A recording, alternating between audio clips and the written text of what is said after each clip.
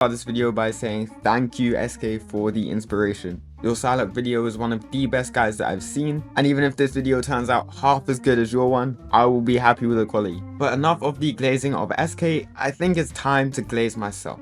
Hi, I'm Coach Cuffy. Usually I describe myself as a professional Overwatch coach and aspiring professional rivals coach. But I'm guessing you guys don't really care about my coaching accolades and care more about my rocket accolades. Well, I started writing the script ages ago. It's still currently season 0, and what I can say is I broke into Eternity and registered 30+ hours on Rocket alone within the first 3 weeks of the game's release. Update, it's early season 1, I'm currently GM1, still playing Rocket in the triple defensive ult meta, but I've actually maintained the win rate floating somewhere between 65 and 70% at the moment. Trust me, that's the boring part out of the way. I know how this works. When you're learning a new character, you try to consume as much Rocket tip content as possible.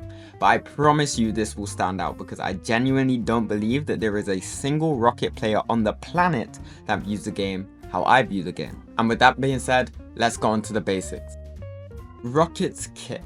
Rocket is quite simple to understand. He has a jetpack and a resurrect beacon. But it's the versatility of these abilities that I am going to go into that will blow your mind. Let's start with the jetpack. In the simplest way possible, Rocket's jetpack allows him to traverse the map. Most rockets will tell you forward dashes will help you reach your destination faster, sideways dashes will help you dodge scary ults, and upwards dashes will allow you to get to high ground. And I guess that this is true, but I do want to speak about the importance of walls and why you should always be playing around them as frequently as possible. One of Rocket's passive abilities is that he can run on walls, but this wall run is actually faster than his standard movement speed. This will allow you to change locations before or even midway through a fight, as well as making you harder to hit. But we can actually take this one step further. You can use Rocket's jetpack cooldown. Combined with any directional input, the movement effect gets multiplied and you go flying. This tech is essential for coming back from spawn as well as engaging onto an enemy that's located on a high ground. And yes, you heard that right. Engaging onto an enemy, that means I shoot my gun, guys. But I'll get onto that later in the video. Learning how to run on walls well and learning when to commit your boosters away from the wall are the two things that you should primarily focus on. But the biggest tip that I can give you right away is learn every character interaction. Against characters like Bucky or Magneto, you might see me stand in the open, bait their engagement, and then dash directly upwards in order to avoid their ults. You literally have one of the smallest hitboxes in the entire game and some of the most free-flowing movement. You have to exploit that if you want to do well on this character. Now that the simple cooldown is out the way, onto his res beacon. The first thing that you have to be aware of is the range of the res beacon. Honestly, I have no idea if there's a visual indicator of the range whilst you're actually playing. I know certain characters have these for certain abilities, but I just naturally picked up a feel for the range. And believe me, if you're just picking up Rocket now, you will get this wrong, but it's fine if you get this wrong. The res is extremely short range, or at least it feels that way in game. So I think that the best way I can teach you the range is by showing you some of my favorite default spots on Shin Shibuya. If you play against me, don't look at these positions because my res beacon will be there.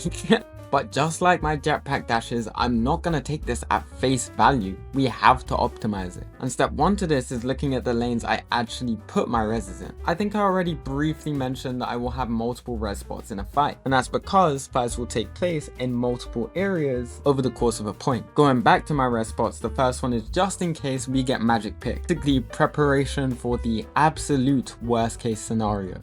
The next res beacon whilst the enemy team makes contact at the choke. I'm thinking, who has breached choke on the enemy team? Is anyone flanking? Is this res beacon actually enabling my flanker? Armor packs can go an extremely long way, especially if that person is actively taking damage and coming back for more. Once the enemy does bypass that choke, we have to start looking for back point spots. These are the safe reses that won't be destroyed but will take you slightly longer to put down in the mid fight, so they can't be too far away away, because then you'll miss out on some valuable mid-fight heals as well as mid-fight ult charge. Another thing that you should be aware of is at the left hand side of your screen, you can see the health of your res beacon. If I notice the health of it going down, I try and focus on the sound cues to see who is damaging it. And more often than not, the target is punishable. Of course, the more damage they deal to the res beacon, the longer the cooldown is when you call it back. And that's why it is so important that you do something that I like to call reactive callback. If I notice someone about to go into LOS of my res beacon, or about to occupy the same lane as my res beacon,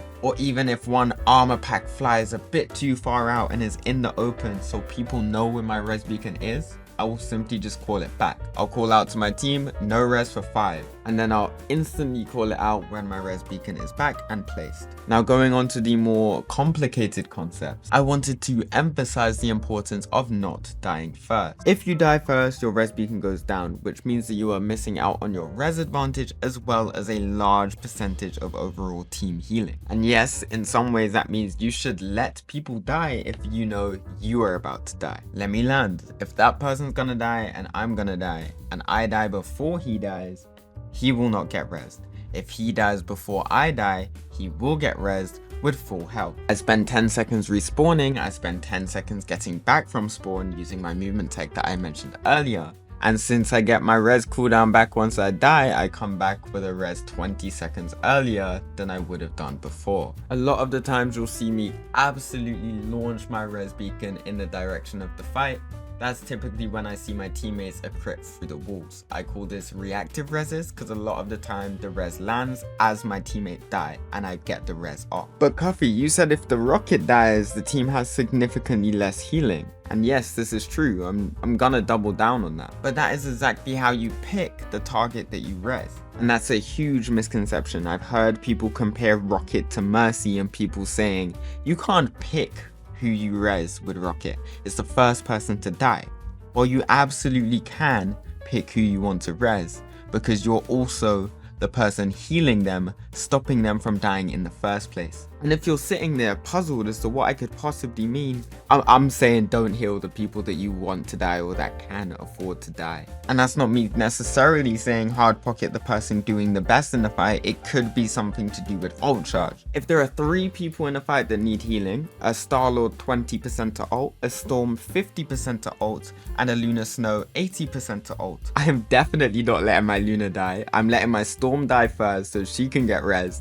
And Star-Lord, bro, like, come on now. He's like, Star-Lord, man, you'll be back, bro. You'll be back. And to an extent, even if the ult charges were swapped around, that Luna Snow being 50 to ult and my Storm being 80 to ult, I still might prioritize healing the Luna Snow. I still might let my Storm die. Because the beautiful thing about having a res is even if my Storm gets rezzed off, she will get that ult in the same fight. And if my Luna stays alive, so will she. The final thing about the res beacon that we've already briefly covered is the buffs and who should use them. I think you all know by now if you place the res beacon in spawn and let all of your teammates get armor packs, even if you switch character, which I don't recommend you ever doing, always force rocket in every single situation ever, people don't really know how to use the blue packs. For those of you that don't know what the blue packs are, it's just an extra jump, but like a very, very high one. Not only is this a good anti-dive or anti-displacement tool, as in giving it to members of your backline or people that are generally vulnerable like tanks into Wolverine, you can also give these packs out for aggressive purposes.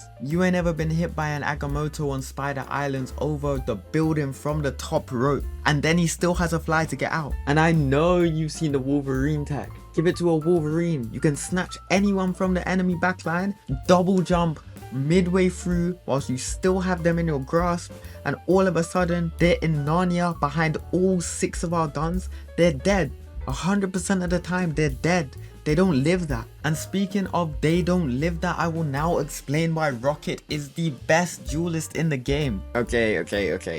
Not really. But in this footage you can see in the background, I really want you to keep a close eye on the ammo that I'm using up in order to get these kills. Now you can argue that it's a practice range clip and the bots are standing still, and Rocket's a projectile character so you won't be hitting these shots. Well, really the closest range that I'm showing you in these clips is exactly the range that you want to be taking fights. A body shot from Rocket at max range is 6 damage. That's 270 damage from an entire clip. That doesn't even kill someone with rocket armor. So really you want to be getting up close and personal with people. I actually described Rocket as an anti-tank, and that sounds horrendous. That does not sound right at all, but it very much is true. And I'm not gonna lie to you, and I'm not gonna say that it's easy to solo kill tanks, but with movement, with your heals, with a little bit of fire from your teammates as well, killing tanks should not be an issue at all. In fact, it should be quite expected. It's quite funny because you hear a lot of people complain saying my Rocket never does poke damage, he never shoots from afar, he never actually deals any damage, he's perma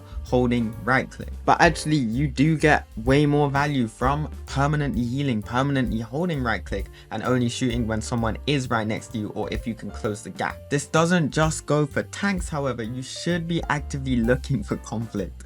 Go on to targets that are isolated and you'll find out very quickly who has a Rocket friendly hitbox and who doesn't. In fact, let's go over every single character in the game and I'll give you guys a percentage of how often I actually beat these characters in a gunfight. Penny Parker, 100%. Come on man, be on desk. I could play with my toes, bro. Venom, probably lower than 50% because the overshield really doesn't help.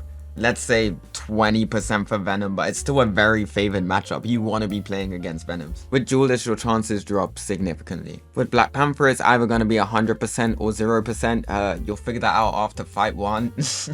Hella 30% if she has her stun. Namor really depends how many turrets he has around him. Now the supports, Adam's hitbox is quite nice. I would say 70%. Cloak and Dagger, I would say 35% because either I'm shooting someone that can also shoot back or I'm shooting someone that's skinny and has infinite self-healing. So Invisible Woman I can't personally hit, but in the actual gunfight I would say 60%. If you shoot at Jeff and Jeff shoots back, there's no point in doing that. That fight will last 5 minutes and neither of you will be doing anything, so I just tend to avoid Jeffs. Loki is 70%, Luna I would say 40, very hard to hit, Mantis 30%, Rocket, if I'm playing against a Rocket, it's an 100% win rate for me. I'd never died to a Rocket ever. For those of you that aren't aware of this, there is a hidden setting which means that you don't need to reload once you run out of healing ammo. This will allow you to continue shooting your gun until you manually input the reload. I'll be honest, I've never put this on, but I do recommend it because I do get screwed over by this reload all the time, especially when I'm wall running and I forget that I don't have ammo. There is also a hidden setting for the way that you climb walls. Once again, I play on the default settings other than my binds changed to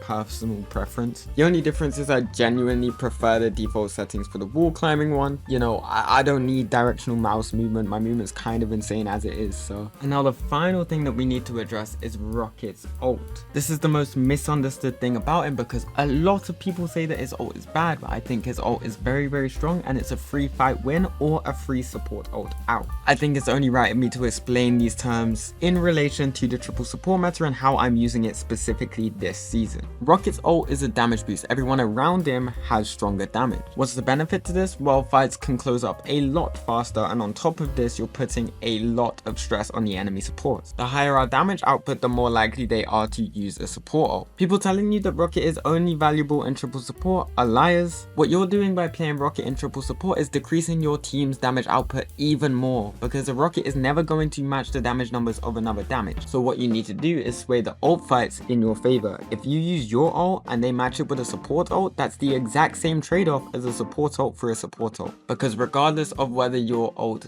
damages or heals, it's still a 6 versus 6 game and you will still have 6 ults, the same amount of ults as they do. If you have 1 defensive ult in your comp, that means you have 5 offensive ults. Even if they have 3 defensive ults in their comp, you are still at a +2 trade for offensive ults. So we've spoken about opening up the fight with our ults and what we can potentially get in return from it, but you're wondering why you open up with your ult but still lose fights. Well, put simply, your teammates don't wait. If you actually run back your games, you would be surprised that even in eternity level lobbies, your teammates that are on tank or on damage or even supports will pop ults reacting to the enemy support ults. And I hate that I have to spell this out to the community, but the whole point of enemy support ults is the fact that they won't die when they're up, not the fact that they will heal up the damage before. Now there are some exceptions to this: Magneto, Moon Knight, Scarlet Witch, Namor. But if you use your ultimate and someone else on your team uses an ultimate and it doesn't immediately get kills,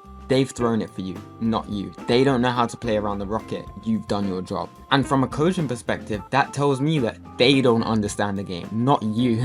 And what I've learned to do to counteract this is I wait for my teammates to open up. They respond with a support ult. I wait out the enemy support ult, and then I re-push with my damage boost ult. I win a lot of fights doing this. The final way that you can use your ult in triple support meta is just comboing it up with something that can actually kill. In a lot of scenarios, comboing your ult with a Star-Lord, for example, can kill through Invisible Woman ult. Comboing your ult with a Punisher, for example, can kill through Luna's ult. I find it absolutely insane that people say that Rocket is not good right now, despite him having the second highest global win rate after Storm, a character that we've already established is broken. Why isn't Rocket broken? And with all of those things being said, I think it's time to conclude the video. But I want to leave you with one final message. Rocket as a character requires a lot of thinking, a lot of brain power, a lot of game sense if you really want to carry your game. So when you are looking at your gameplay back and looking for mistakes, please be honest with yourself. Was this a bad ult? Just because I said people don't know how to play around it doesn't mean you can't still throw the ult. If you truly want to learn the game well, you have to look at things objectively. You have to know when it's a bad pick, when you need to switch, but also have the self-confidence to tell your team what we're doing wrong and how to play around it and why your pick is a good pick. Believe me, I'm the best Rocket in the world. 9 times out of 10, my teammates hate playing with me. But also 9 times out of 10, by the end of the game, my opponent hates playing into me. Well, statistically speaking, it's around 7 out of 10. But you get my point. That being said, I hope you enjoyed the video and learned something from this. There are some hidden texts that I know for a fact weren't included in this video, so who knows, maybe there's another Rocket guide that you will need to look at. But I guess that's a video for another day.